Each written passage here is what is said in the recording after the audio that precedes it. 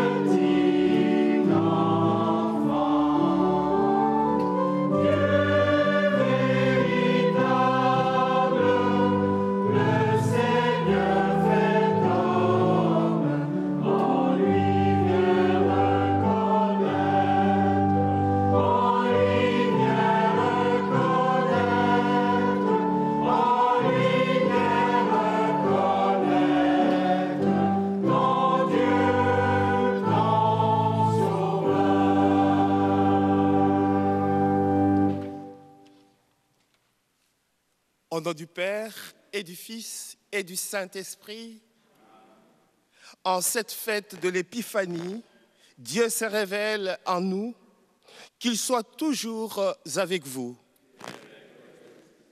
Frères et sœurs, ma joie est immense à l'aube de cette nouvelle année de célébrer l'Eucharistie avec vous et pour vous que nous joignons à la maison grâce à la télévision et de l'équipe de Chantal. Ce dimanche, nous célébrons l'Épiphanie, un mot qui signifie manifestation de Dieu à toutes les nations, langues, peuples. L'Église fête l'arrivée à Bethléem de mages venus de loin en suivant une étoile pour adorer l'enfant Jésus. En compagnie de mages, guidés par l'étoile, nous sommes invités aujourd'hui à nous lever, à nous mettre en route, à marcher. Demandons au Seigneur de jeter un regard de bienveillance sur nous et de nous pardonner nos fautes. Happés par les soucis de la vie, nous oublions parfois ta présence. Seigneur, prends pitié. Préoccupés de nous-mêmes, nous ne voyons plus nos semblables, surtout les pauvres et les petits. Ô Christ, prends pitié.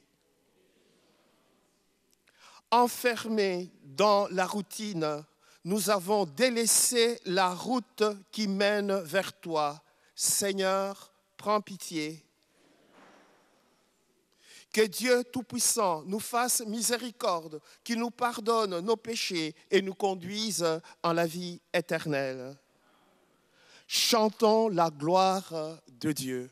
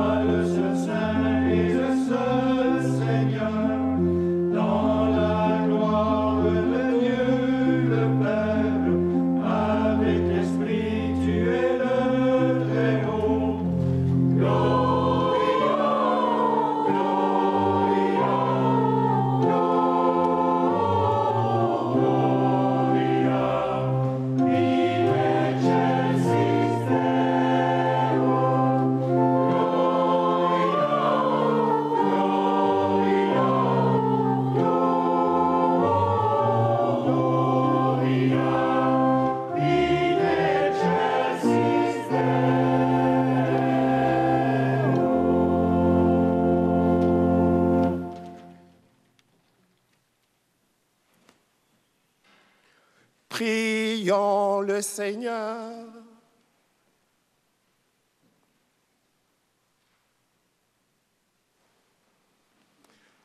Aujourd'hui, Seigneur Dieu, tu as révélé ton Fils unique aux nations grâce à l'étoile qui les guidait.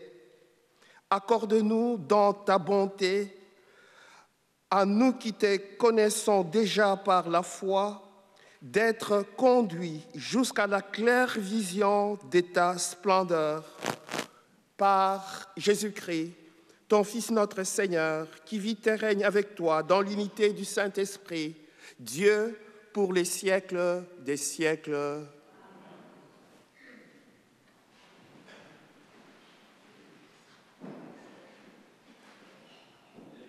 Livre du prophète Isaïe.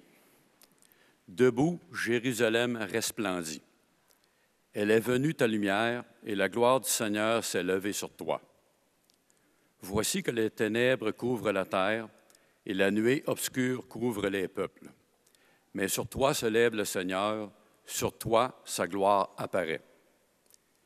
Les nations marcheront vers ta lumière, et les rois vers la clarté de ton aurore. Lève les yeux alentour et regarde. Tous, ils se rassemblent. Ils viennent vers toi. Tes fils reviennent de loin et tes filles sont portées sur la hanche. Alors tu verras, tu seras radieuse, ton cœur frémira et se dilatera. Les trésors d'au-delà des mers afflueront vers toi. Vers toi viendront les richesses des nations. En grand nombre, des chameaux t'envahiront, de jeunes chameaux de Médiane et d'Épha. Tous les gens de Saba viendront, apportant l'or et l'encens. Ils annonceront les exploits du Seigneur. Parole du Seigneur.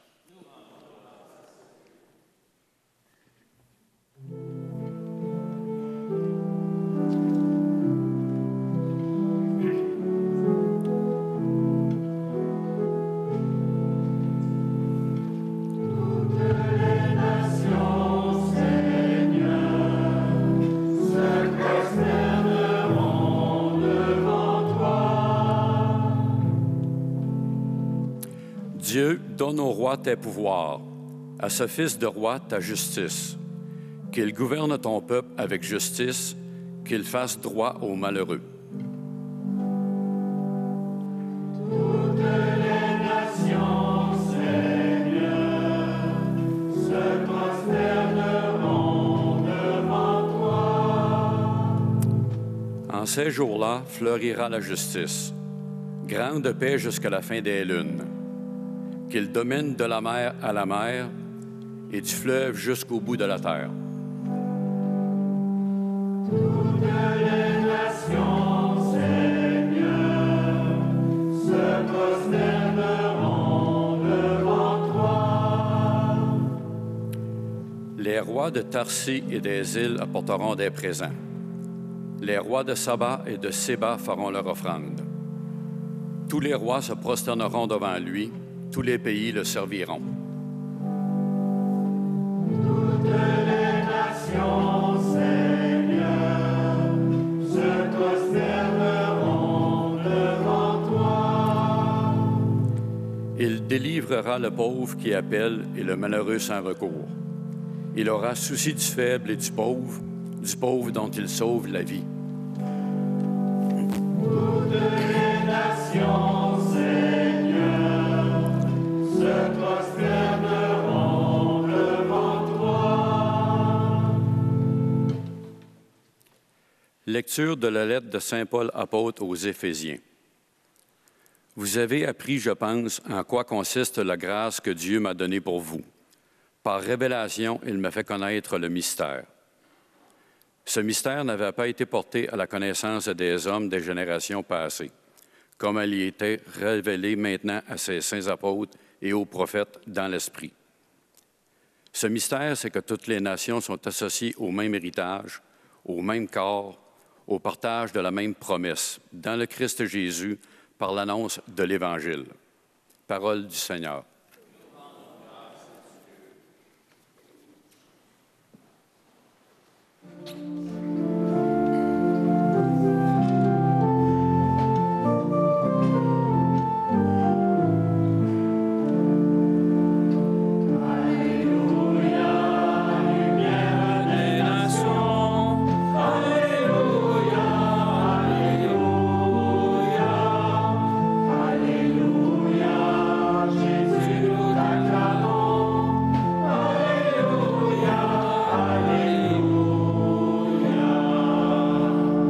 Nous avons vu son étoile à l'Orient et nous sommes venus adorer le Seigneur. Alléluia, lumière des nations. Alléluia, alléluia, alléluia, Jésus nous t'acclamons. Alléluia, alléluia. Le Seigneur soit avec vous. Évangile de Jésus-Christ selon saint Matthieu. Gloire à toi, Seigneur. Jésus était né à Bethléem en Judée au temps du roi Hérode le Grand. Or, voici que des mages venus d'Orient arrivèrent à Jérusalem et demandèrent « Où est le roi des Juifs qui vient de naître? Nous avons vu son étoile à l'Orient et nous sommes venus nous prosterner devant lui. » En apprenant cela, le roi Hérode fut bouleversé et tout Jérusalem avec lui. Il réunit tous les grands prêtres et les scribes du peuple pour leur demander où devait naître le Christ. Ils lui répondirent « À Bethléem en Judée, car voici ce qui est écrit par le prophète. Et toi, Bethléem, terre de Juda, tu n'es certes pas le dernier parmi les chefs-lieux de Juda, car de toi sortira un chef qui sera le berger de mon peuple, Israël. » Alors Hérode convoqua les mages en secret pour leur faire préciser à quelle date l'étoile était apparue. Puis, il les envoya à Bethléem en leur disant « Allez vous renseigner avec précision sur l'enfant, et quand vous l'aurez trouvé, venez me l'annoncer pour que j'aille, moi aussi, me prosterner devant lui. » Après avoir entendu le roi, ils partirent. Et voici que l'étoile qu'ils avaient vue à l'Orient les précédait, jusqu'à ce qu'elles viennent s'arrêter au-dessus de l'endroit où se trouvait l'enfant. Quand ils virent l'étoile, ils se réjouirent d'une grande joie. Ils entrèrent dans la maison, ils virent l'enfant avec Marie, sa mère, et tombant à ses pieds, ils se prosternèrent devant lui. Ils lui ouvrirent leur coffret, ils lui offrirent leurs présents, de l'or, de l'encens et de la myrrhe. Mais avertis en songe de ne pas retourner chez Hérode, ils regagnèrent leur pays par un autre chemin. Acclamons la parole de Dieu. Louange à toi, Seigneur Jésus.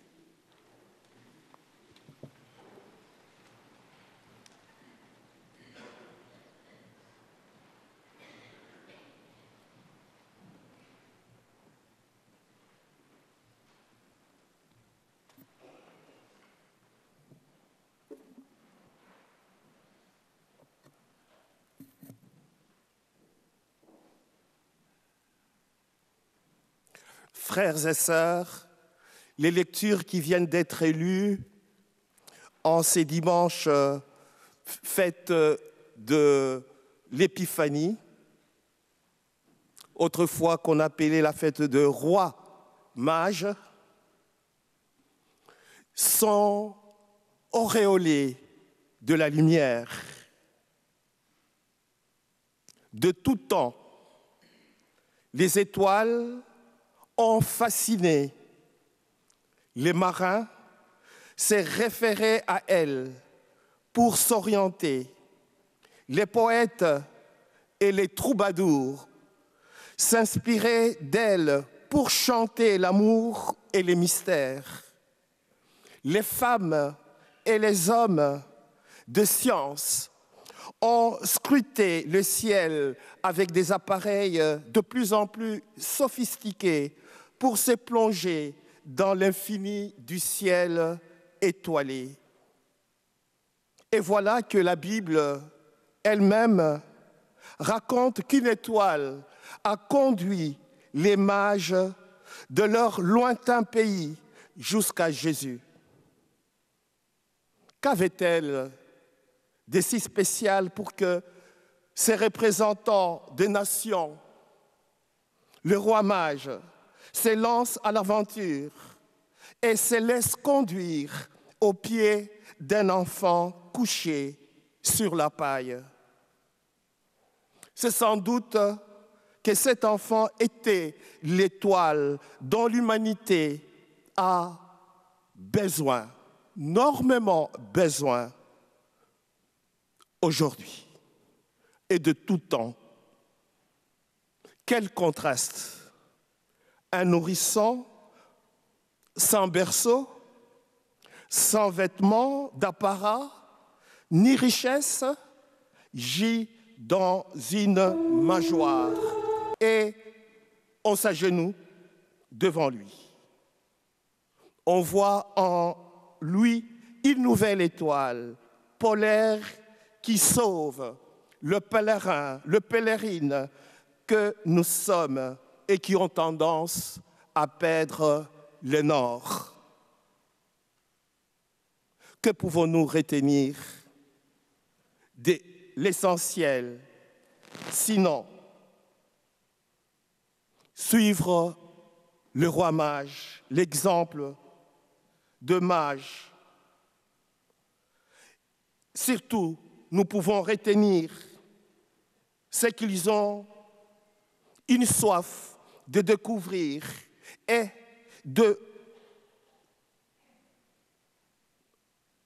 d'un manque, je dirais, à combler.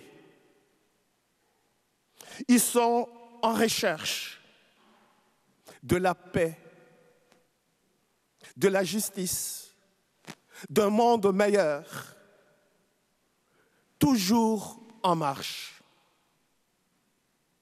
Frères et sœurs, c'est Jésus qui est la lumière, qui éclaire tout homme, toute personne venant en ce monde. Se manifeste comme une lumière qui brille sur le mage issu de toute diversité culturelle, ethnique, religieuse et psychologique possible, mesurons-nous bien les impacts qu'elle devait avoir sur nos vies. Jésus, cet enfant qui vient de naître, on le voit sur la croix. Une onde de choc se propage à l'infini pour rejoindre chacune de nous, non pas à distance de nous-mêmes, mais au plus près, jusqu'à ce qu'il nous incorpore les uns aux autres avec comme principe de notre unité le Christ lui-même. Frères et sœurs, je ne pourrais pas terminer sans vous partager cette anecdote. Chaque fois que j'ai l'occasion de partager cela avec nos jeunes en catéchèse, je leur pose la question, mes amis, combien il y en avait de rois mages? C'est facile, la tradition, ok? Et 3. Donnez le nom. C'est facile. Les enfants en catéchèse, Gaspard, et qui encore, Balthazar, et Lycor. Eh bien, je leur dis, il n'y en avait pas que 3. Il y en avait peut-être un 4e. Un 4e, c'est chacun de nous, chaque baptisé. C'est un mage. Et chaque baptisé est une étoile. Comme bien le chantent Marie-Louise et Valentin, chaque enfant est une étoile. Un éclat d'infini. Devenons, frères et sœurs, les uns pour les autres, des étoiles qui se guident mutuellement vers le Christ, qui est la lumière, qui nous apporte la paix tant désirée. Et c'est en donnant l'amour, comme Marie, que nous pouvons recevoir l'amour. Au nom du Père et du Fils et du Saint-Esprit.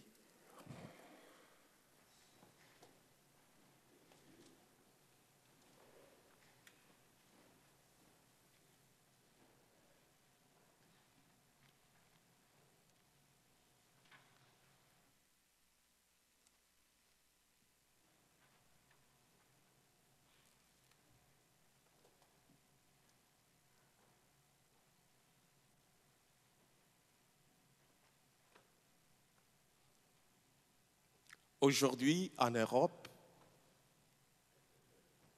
partout ailleurs, à la fête de l'Épiphanie, c'est la traditionnelle galette. Au petit déjeuner, au dîner. Mais la parole de Dieu qui vient d'être partagée, n'abusons pas de la traditionnelle galette,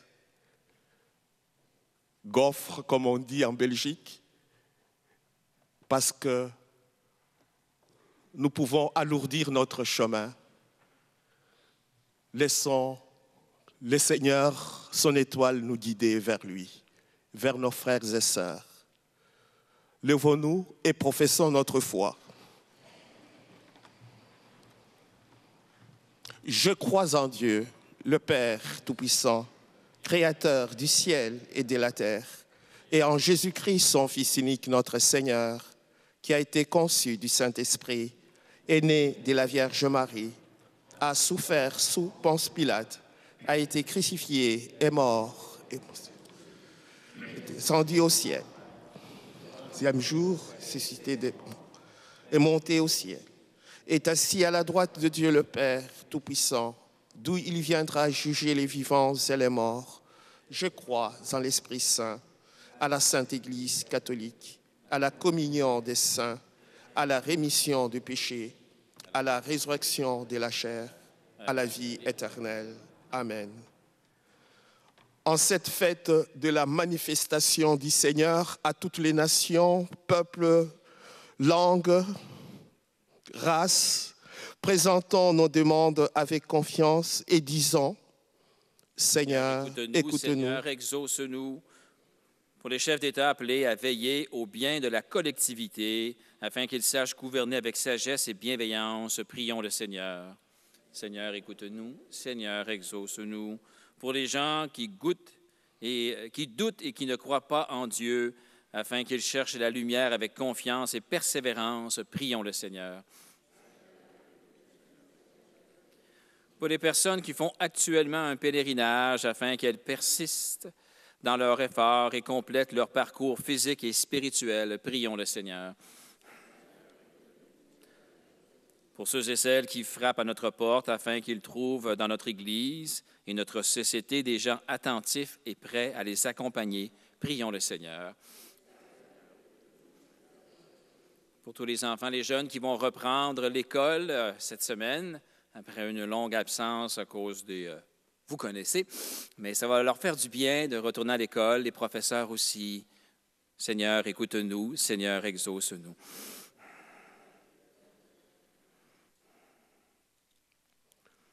Père, aujourd'hui, le Messie nous révèle ta présence et invite toutes les nations à marcher à ta lumière. Éclaire notre chemin et conduis-nous à la plénitude de la joie en Jésus, ton Fils, notre Seigneur. Amen. Veuillez vous asseoir. Nous allons recueillir vos offrandes pour les besoins de notre paroisse. Un grand merci pour votre générosité.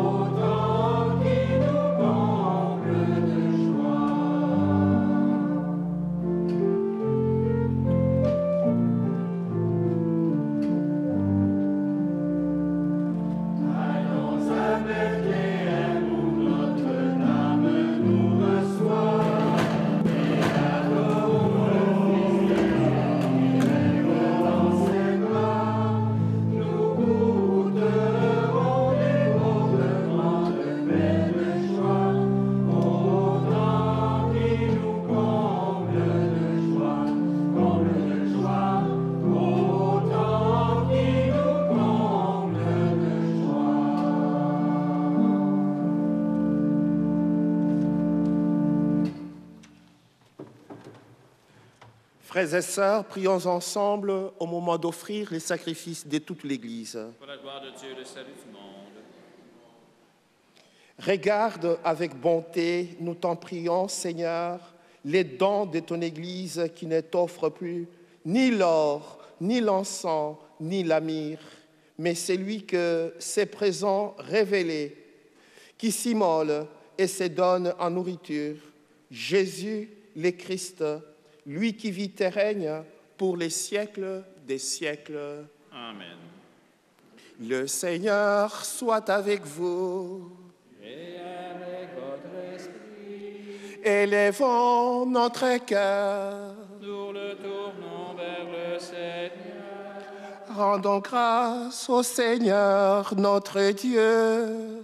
Cela est juste et bon. Vraiment, il est juste et bon pour ta gloire et notre salut de t'offrir notre action de grâce toujours et en tout lieu.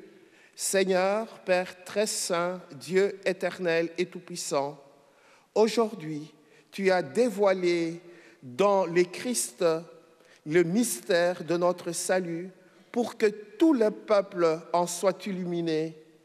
Et quand le Christ s'est manifesté dans notre nature mortelle, il nous a renouvelés par la gloire de son immortalité. C'est pourquoi, avec les anges et les archanges, avec les puissances d'en haut et tous les esprits bienheureux, nous chantons l'hymne de ta gloire et sans fin nous proclamons.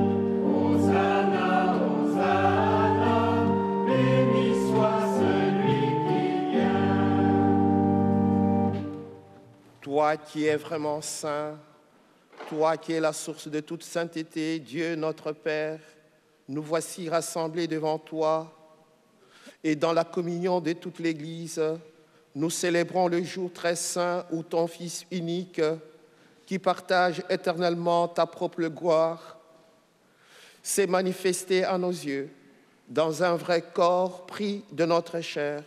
Par lui, notre Rédempteur et notre Sauveur, nous te prions. Sanctifie ces offrandes en répandant sur elles ton esprit, qu'elles deviennent pour nous les corps et le sang de Jésus, le Christ, notre Seigneur. Au moment d'être livré et d'entrer librement dans sa passion, il prit le pain, il rendit grâce, il le rompit et le donna à ses disciples en disant « Prenez et mangez-en tous, ceci est mon corps livré pour vous. »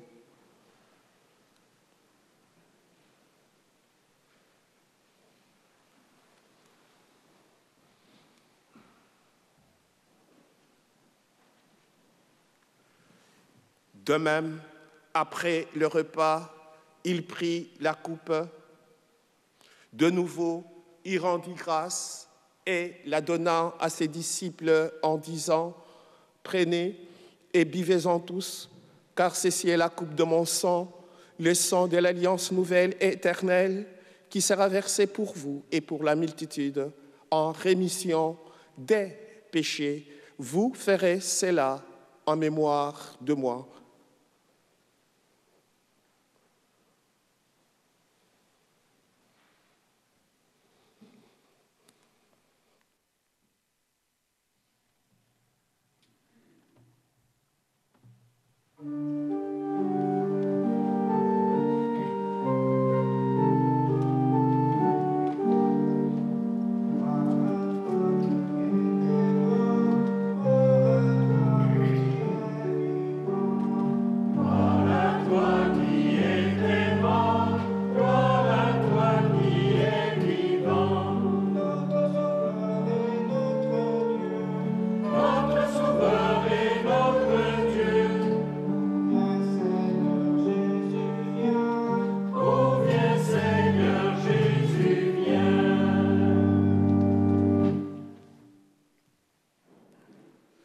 En faisant ainsi mémoire de la mort et de la résurrection de ton Fils, nous t'offrons, Seigneur, le pain de la vie et la coupe du salut, et nous te rendons grâce car tu nous as estimés dignes de nous tenir devant toi pour te servir.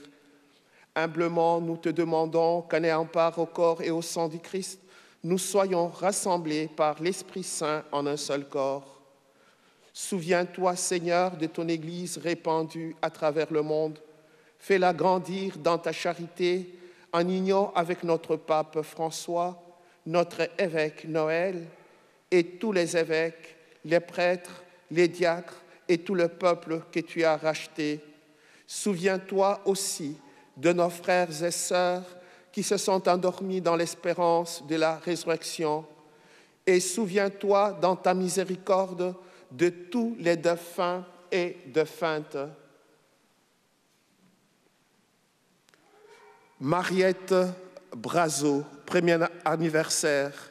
Gisèle Gendron, Olindo da Costa, Marguerite Besner, Martine Dambré et tous les êtres chers qui nous ont quittés, marqués par les signes de la croix. Accueille dans la lumière de ton visage, sur nous tous enfin, et pour toutes les personnes qui se sont recommandées à nos humbles prières, Seigneur, nous implorons ta bonté. Permets qu'avec la Vierge Marie, la bienheureuse Mère de Dieu, avec Saint Joseph son époux, les apôtres, Saint Michel l'Archange, Saint Pierre, Saint Jean-Baptiste, Saint Frère André, dont c'est sa fête aujourd'hui, et tous les saints et saintes qui ont fait ta joie au long des âges, nous ayons part à la vie éternelle et que nous chantions ta louange et ta gloire par ton Fils Jésus le Christ.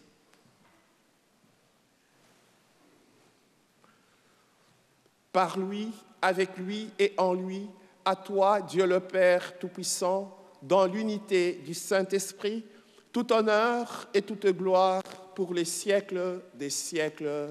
Amen.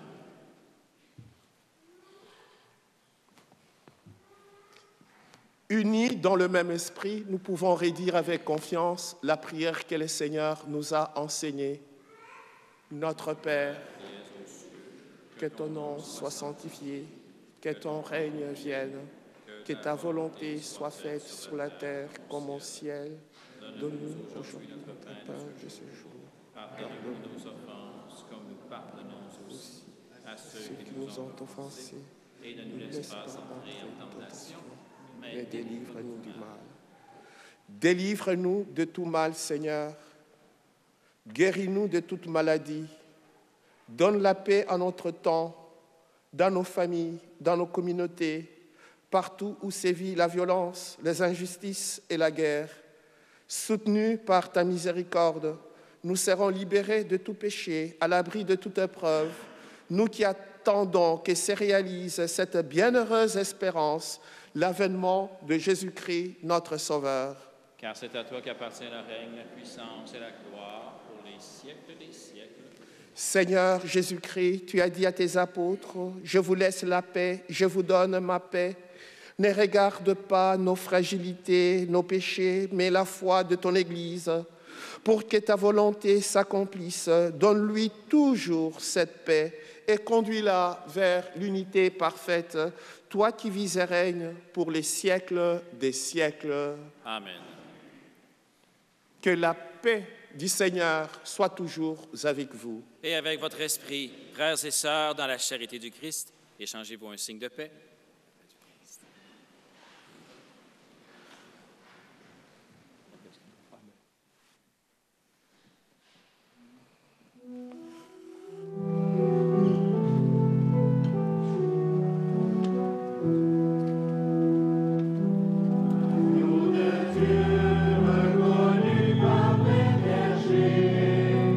Toi qui enlèves les péchés du monde,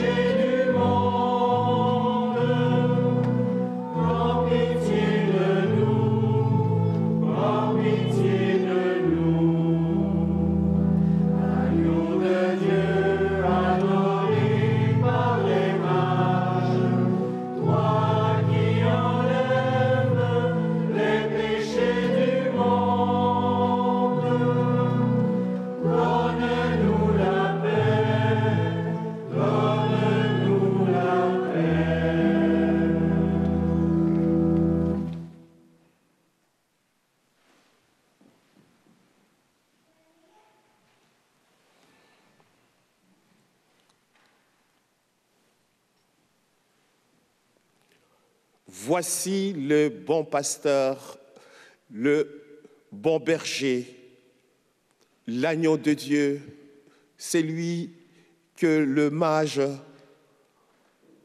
ont adoré, vénéré. Il est celui qui enlève le péché du monde. Heureux, heureuses les invités au repas de noces de l'agneau. Seigneur, je ne suis pas digne de te recevoir, mais dis seulement une parole et je serai guéri. Que le corps et le sang du Christ nous gardent pour la vie éternelle. Amen.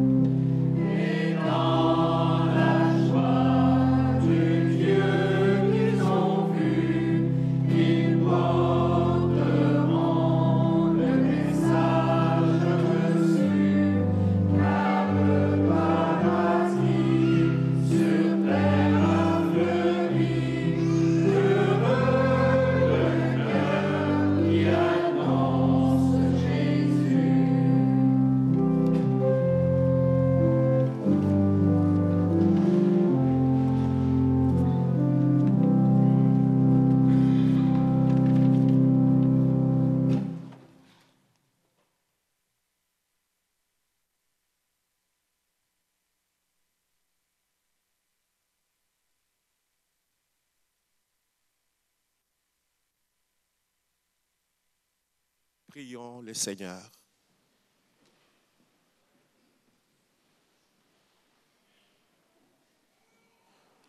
Que la clarté d'en haut, nous t'en prions, Seigneur, nous dévance toujours et partout, afin que nous puissions contempler d'un regard pur et accueillir dans un cœur aimant le mystère auquel tu as voulu nous faire participer par le Christ notre Seigneur. Amen. Le Seigneur soit avec vous. Et avec votre esprit. Recevez la super bénédiction en cette fête de l'Épiphanie. Que Dieu le Père vous bénisse, Père, Fils et Saint-Esprit.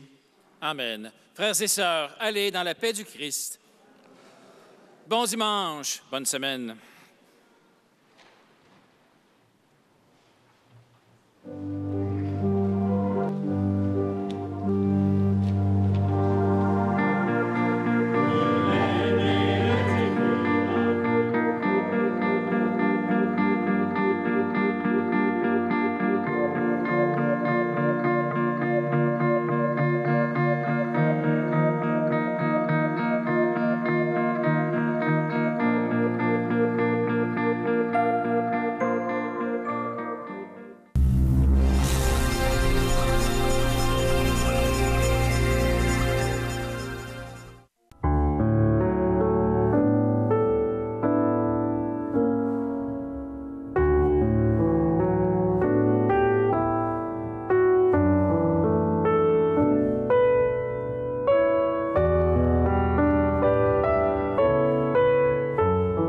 Alors, Philippe Liébert est un maître au Québec pour les sculptures. C'est un des plus grands.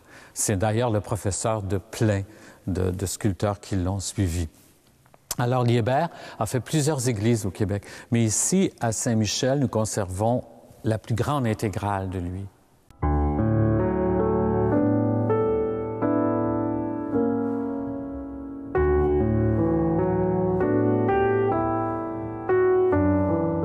Alors, je vais vous montrer en premier l'œuvre principale de l'Église, qui est nulle autre, naturellement, que le maître-autel, qui se doit d'être une pièce très importante.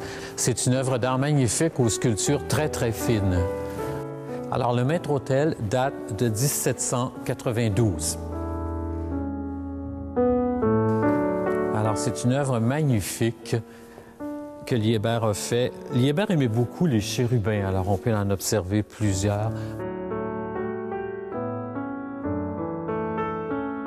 Alors, la partie inférieure s'appelle le tombeau.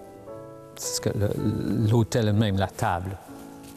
C'est composé ensuite de la partie intermédiaire, la monstrance, où on exposait, entre autres, le Saint-Sacrement lors de prières. Et on peut voir tout en haut la gloire, où le triangle est écrit Dieu. Le soleil représente naturellement la gloire. Alors, si on observe de plus près, on y voit toutes les sculptures que Liébert y a fait. C'est très délicat. C'est sûr que les couleurs ne sont pas de lui. Probablement qu'au départ, c'était toutes dorées, comme la porte du tabernacle. Alors, on voit des feuilles d'acanthe, des feuilles de chêne. Si on monte un peu plus haut, on voit la porte du tabernacle, qui est les 7 sceaux. C'est tiré de l'Apocalypse. Dans la monstrance, à l'arrière de la grande croix, on peut voir le beau Dieu de Vaudreuil, l'Ecce Homo. On l'appelle ici, on l'a toujours appelé, le beau Dieu de Vaudreuil. Plus haut, comme je vous ai expliqué tantôt, la gloire. Les triangles représentent naturellement la Très Sainte Trinité. On peut voir aussi les chandeliers tout de bois et la croix que Liébert a faite en 1792.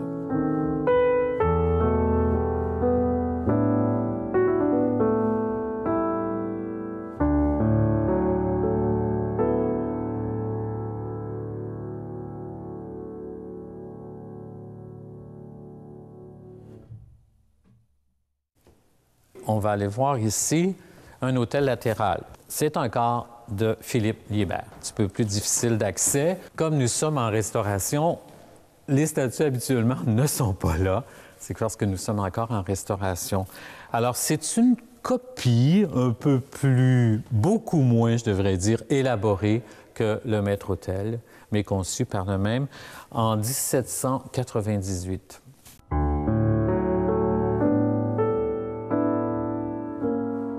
On y retrouve exactement les angélos, on y retrouve les mêmes médaillons, mais c'est beaucoup plus petit et plus sobre.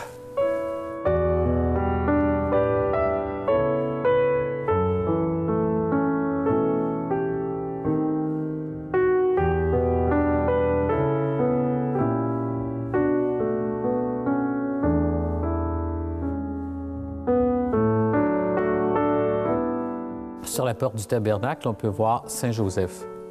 Et si on ouvre à l'intérieur, qui est tout recouvert d'un tissu peint. Très intéressant aussi. C'est des très beaux détails.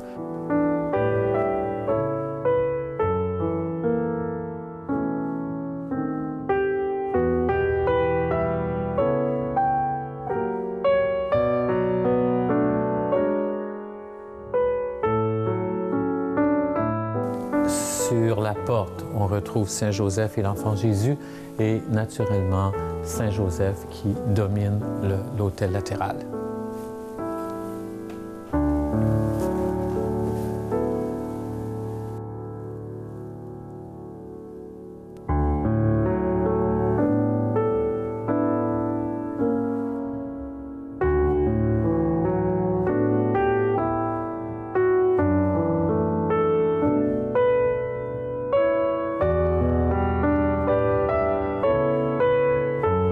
Alors, qu'est-ce qu'a fait Liébert pour nous également? Il a fait la chaire, qui est une autre pièce maîtresse qu'on peut admirer par ici. Alors, c'est une autre pièce maîtresse très importante dans une église, la chaire. Le curé l'utilisait pour ce qu'on appelait à l'époque les sermons. Aujourd'hui, c'est devenu des homélies. Mais lui, c'était vraiment des sermons. Et c'est composé de deux parties. Vous avez la cuve, où se tenait le curé debout, et vous avez l'abat-voix, parce qu'inutile de vous dire qu'à l'époque, les micros n'existaient pas. L'abat-voix est vraiment efficace, en ce sens qu'il retourne le son vers le sol, et tout le monde pouvait l'entendre.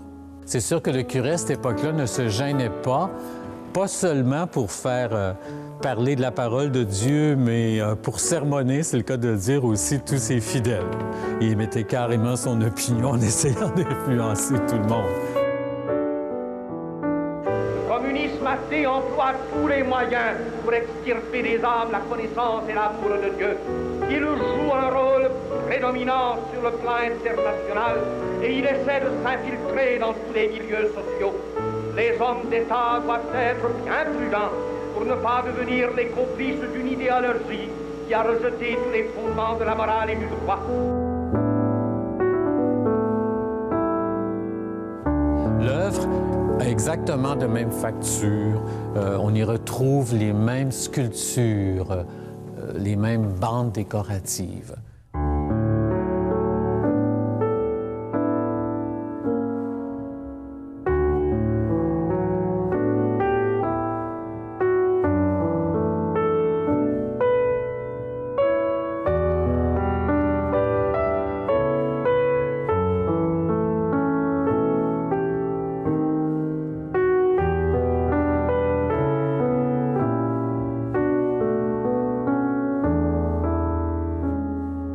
On ne l'utilise plus, sauf une fois par année au seigneurial.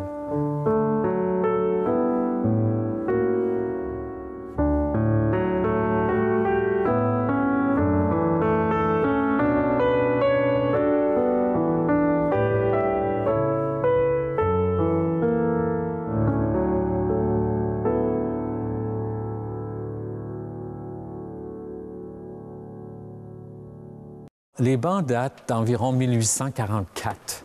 Et à cette époque-là, c'est sûr que le chauffage, c'était pas comme aujourd'hui. Alors, ça devait être un chauffage minimum. Alors, c'est pour ça qu'ils sont un peu élevés du sol. Même, quand on est de taille normale, on a tous devenu plus grands, les pieds ne touchent presque pas à terre. Si on est plus petit, c'est pire. C'est pour le froid, c'est contre le froid. Alors moi, si je... Tu sais, c'est déjà une petite distance, là. Alors à l'époque, il était plus petit, ce qui fait que ça ne devait pas toucher beaucoup. On a aussi les cloisons qui protègent contre les courants d'air. Et il y avait à l'époque des portes. Ils ont été enlevées vers 1940, dans les années 1940. Ça faisait probablement trop de bruit. Tout le monde faisait son petit clic-clac. Alors, qu'est-ce qu'on faisait pour se garder au plus chaud à l'époque? On avait des briques chaudes ou des bouillottes. On avait des appareils spéciaux à l'époque qu'on mettait au sol. On prenait sa grande couverture. On pouvait emmener notre couverture de carriole en hiver, et on s'abriait avec ça, fermer la porte. Alors, on avait un minimum de chaleur.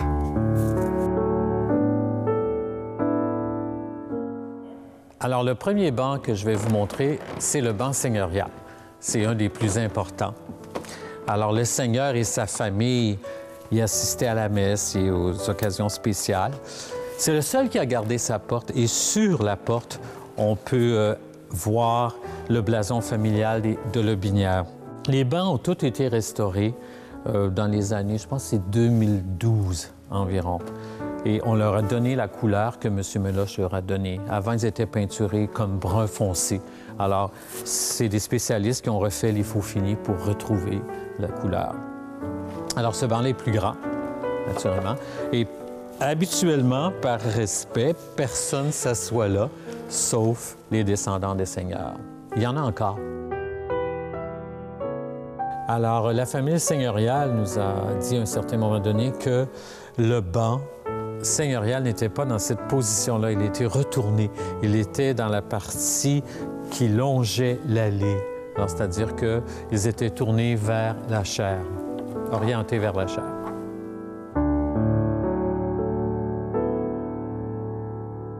Et on a aussi un autre banc. Aujourd'hui, on l'emploie un peu à la projection, là. Ce banc-là, une place. C'est le banc du chef de milice. Le chef de milice, à l'époque, c'était quand même un personnage assez important. Vu qu'on n'avait pas tous les militaires, le chef de milice du village, c'était quand même l'autorité. Alors, il avait son banc à lui, ici, en avant, près du Seigneur. On en compte un autre aussi, juste de l'autre côté.